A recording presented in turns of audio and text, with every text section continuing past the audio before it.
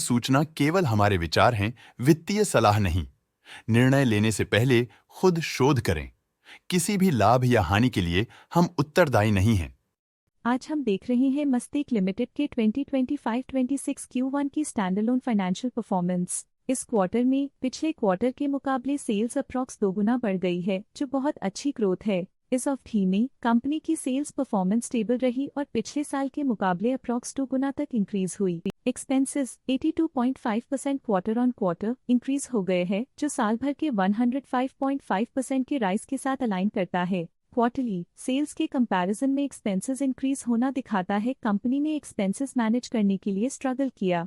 Company ने पूरी साल के दौरान चैलेंजेस का सामना किया। ऑपरेटिंग प्रॉफिट, जो पिछले साल के कंपैरिजन में 76% अप हुआ है, quarter on quarter around 82% increase हुआ है। Operating profit margin OPM annual basis पे -2% से डिक्रीज हुआ है और पिछले क्वार्टर के कंपैरिजन में -0% से डिक्रीज हुआ है। एक्सेप्शनल आइटम्स को ऐड करके अदर इनकम पिछले क्वार्टर के कंपैरिजन में -19% गिर गई, बावजूद इसके ईयरली ग्रोथ लगभग 8 गुना हुई है। इंटरेस्ट एक्सपेंसेस पिछले क्वार्टर से 52% अप हुआ, लेकिन ईयर ओवर ईयर डिक्रीज -72% हुआ है। डिप्रिशिएशन कॉस्ट्स में 95.5% का क्लाइम देखने को मिला और ईयरली बेसिस पे 68% का इंक्रीज देखा गया। प्रॉफिट बिफोर टैक्स एनुअली लगभग 2 गुना बढ़ा, लेकिन प्रीसीडिंग क्वार्टर से 16.5% बढ़ा है। इस साल कंपनी ने 26.5% टैक्स पे किया और क्वार्टरली कंपनी ने 26.5% टैक्स पे किया है। नेट प्रॉफिट ने ईयर ऑन ईयर अप्रॉक्स 2 गुना की वृद्धि दिखाई, जो कंपनी के लिए स्ट्रॉन्ग परफॉर्मेंस रही। लेकिन लास्ट क्वार्टर से -4% का कंट्रैक्शन हुआ है। इस क्वार्टर के दौरान कंपनी का परफॉर्मेंस इतना अच्छा नहीं रहा।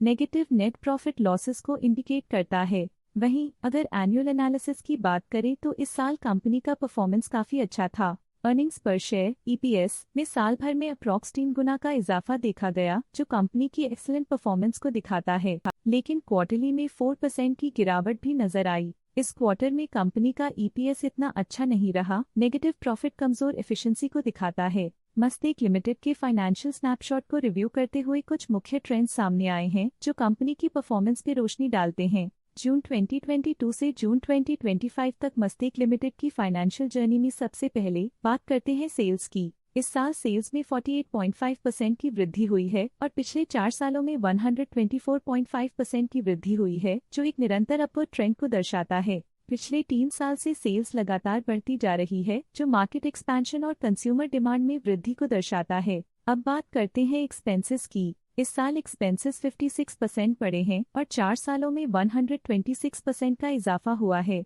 इस साल हालांकि एक्सपेंसेस सेल्स से थोड़ा ज्यादा बढ़े हैं, मगर ग्रोथ रेट्स का करीब होना स्टेडी ऑपरेशनल कॉस्ट को दर्शाता है। ऑपरेटिंग प्रॉफिट का सफर स्टेडीली ऊपर चढ़ रहा है। इस साल 11% की बढ़ोतरी के साथ और पिछले 4 सालों में 116% का नोटिसेबल राइज हुआ है। पिछले 3 साल से ऑपरेटिंग प्रॉफिट लगातार बढ़ रहा है, जो कॉस्ट मैनेजमेंट और ऑपरेशनल कुशलता को दर्शाता है। नेट प्रॉफिट का सफर ऊपर की ओर चल पड़ा है। इस साल 31% की चढ़ाई के साथ पिछले 4 सालों में 113% की शानदार वृद्धि हुई है। पिछले साल की सेटबैक के बाद नेट प्रॉफिट में सुधार हुआ है, जो मार्केट ऑपरेशंस में संभव रिकवरी और अडेप्टेबिलिटी को दर्शाता है। इस साल EPS में -8% की कमी के बावजूद लंबी अवधि में देखा जाए तो 37.5% की मजबूत वृद्धि हुई है। एक इजाफे के बाद पिछले 2 सालों में EPS गिर रहा है, जो कुछ चैलेंजेस को दर्शाता है जिन्हें स्ट्रेटेजिक रिव्यू की जरूरत है।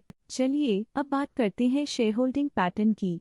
शेयर होल्डिंग रिपोर्ट्स कुछ इस प्रकार की हैं, जो के तक चलता है। ये रिपोर्ट कंपनी के शेयर्स की डिटेल जानकारी देता है, जिसमें promoters, promoter groups, foreign investors, public investors और सरकारी एंटिटीज शामिल हैं। जब कंपनी के शेयर्स का अधिकतम हिस्सा प्रमोटर्स, FII, DII या गवर्नमेंट के पास होता है, तब ये माना जाता है कि कंपनी मजबूत हाथों में है, जो स्थिरता और मजबूत समर्थन को दर्शाता है और इस मार्केट की स्थिरता बनी रहती है।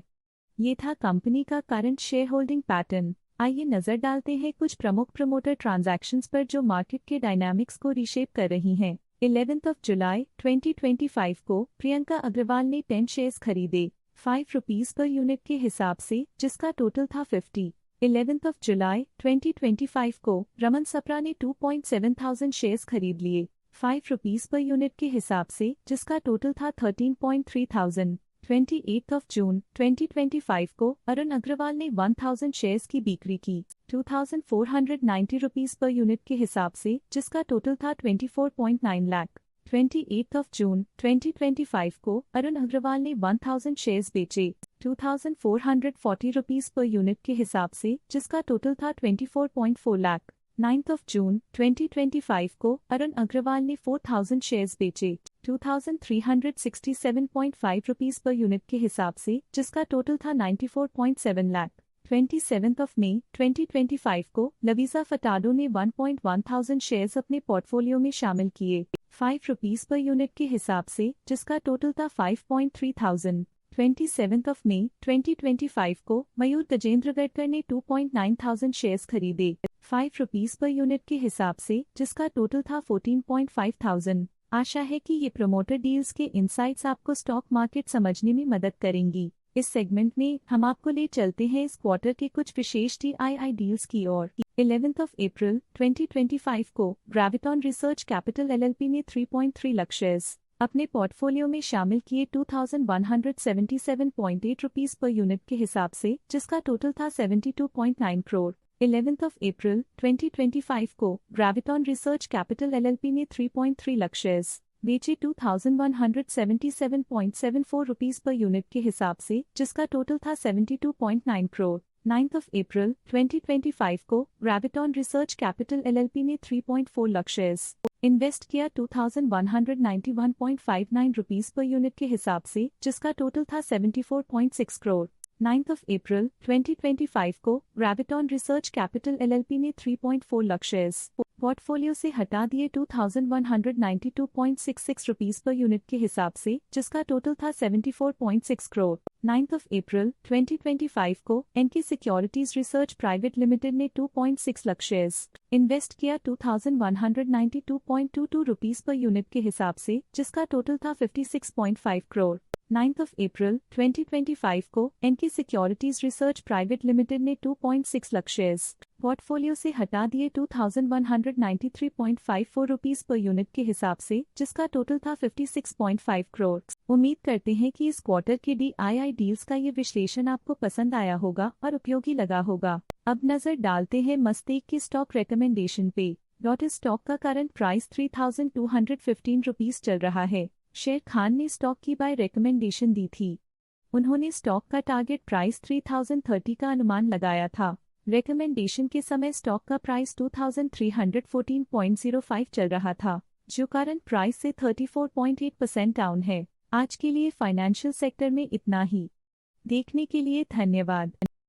स्टॉक लेटेस्ट न्यूज अपडेट के लिए चैनल को सब्सक्राइब करें और वीडियो को लाइक एंड शेयर करें।